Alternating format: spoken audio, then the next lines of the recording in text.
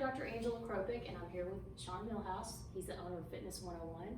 But a month ago, we did some exercises for you to show you how to strengthen your back for proper posture. While we were doing that, we thought about it, and we showed you some exercises getting down and up off the floor. And it's really important to have strong core muscles that you can get up and down off the floor. There are reasons you may need to get down there. There may be things on the floor you need to pick up. You may have a small child or a small grandchild, and you may need to be able to get down and play with them or help them on the floor. You may have a puppy in the house and you can't leave things on the floor. Cleaning the cat litter box. Exactly. There's all yeah, kinds tons of reasons yeah. why you need to be able to get down and up off the floor. And we realize that people have lumbar issues, they have problems with their strength in their arms, they have their knees, and so Sean's going to show us a couple of exercises. Ideally, you should really be able to get up and down off the floor without using your arms. You should be able to just get down on the floor like this and get back up off the floor like that. But we know a lot of people can't do that, but we'd like to get you there. And Sean's going to give us some tips on how to strengthen your muscles to get you there. Okay.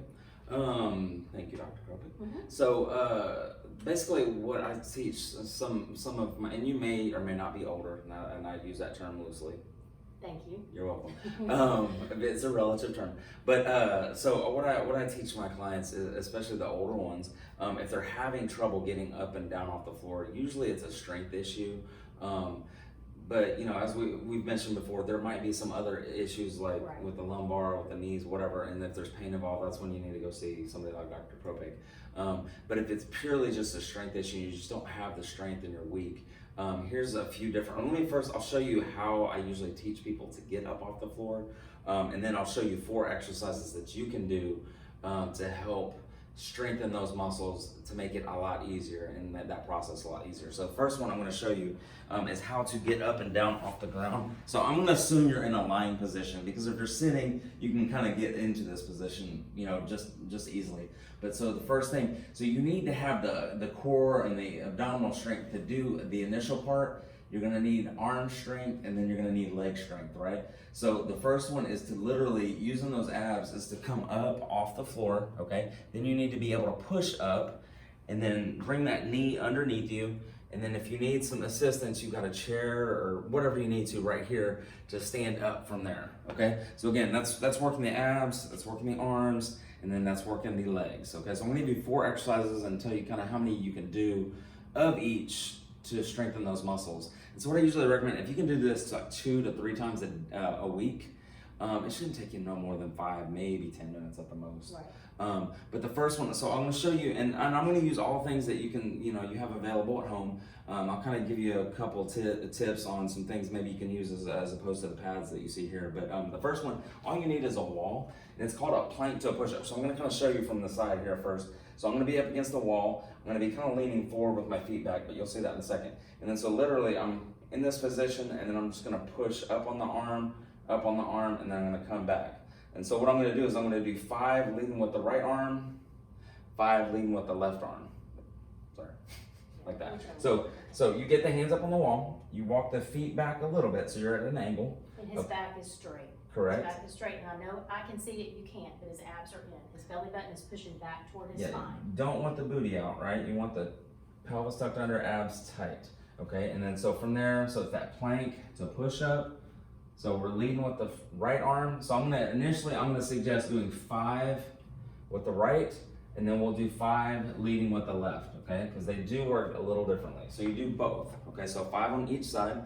The second one I'm gonna have you do, it's a wall sit. So it's real important when you're holding a position to make sure you breathe. Don't hold your breath, okay? So on this one, we're gonna get those feet out in front. Again, use that wall, slide down. Try to keep most of the weight on the heels. You want those feet out in front so the knees aren't over the toes, and you can kind of push into the wall. Again, you wave it on the heels, and you should feel this through the thighs, okay? And we're just holding this position. So I'm gonna suggest anywhere from like 10 to 20 seconds. Yeah, and it's really important not to it's perfect. You don't ever want your knees to go past your toes. You want them over your shoe, you want them over your laces, but never let your knees go past, that's too far. And then we don't want them in, we don't want them out, we're just trying to hold it up against the wall. But my butt and my back are pressed up against the wall, and I'm just holding this for time. But again, make sure you're breathing. I would say 10 to 20 seconds, but work to building it up, okay? So you can build the time up. If you can do it for 1 second, do it for a second. Yeah, exactly, However long exactly. You can do it. Start somewhere, and then you just build up. I mean, that's how you're gonna improve. You just keep progressing. So, you know, maybe every week you add 5 seconds, whatever. Okay, so the next one, so we're gonna use a chair. Make sure it's a stable chair. I usually suggest on these kind of things, make sure it's on the carpet or somewhere you're not gonna slide. Okay, so we're gonna sit down. I want you to actually sit towards the front of the chair. You can have arms, it actually helps to have arms, but you don't need to.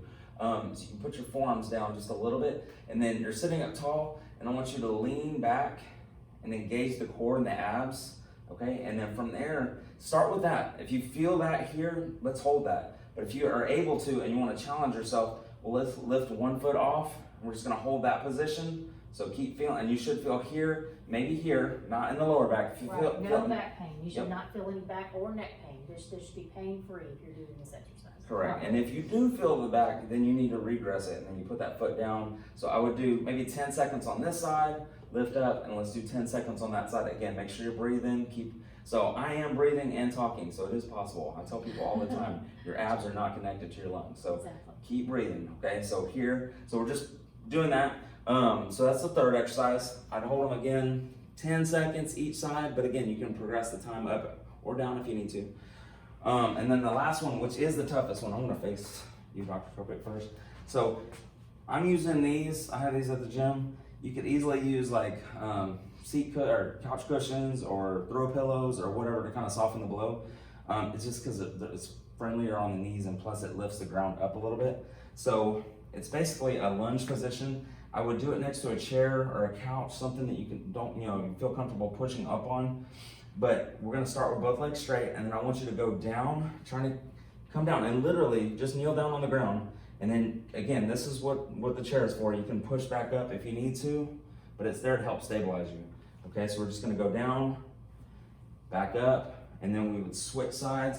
I always like to do the inside leg next to what you're stabilizing, okay? So if it's the chair, right next to it, so I'm going down, back up, down. And you don't wanna lean forward, you wanna try to stay up a little more upright on this one, okay? So, and then what I usually would suggest is to start with 5. See if you can do 5 on each side. Again, same thing, if it's too much, you can obviously do less. If it's very easy, you can challenge yourself and do a few more. Right, yeah, and just take it easy. It's always important to talk to your doctor first. If you are under the care of a physician, and make sure that these exercises are safe for you. Talk to me, I can clear you. And also, if, like Sean was saying earlier, if it's not painful, you're just weak, there's a big difference. Weakness, he can help you. If there's pain, you could have a lumbar problem, you could have a hip problem, and you could have a knee problem. So that's where I would come in to help evaluate you, to know that they are definitely very safe exercises. But they are so important.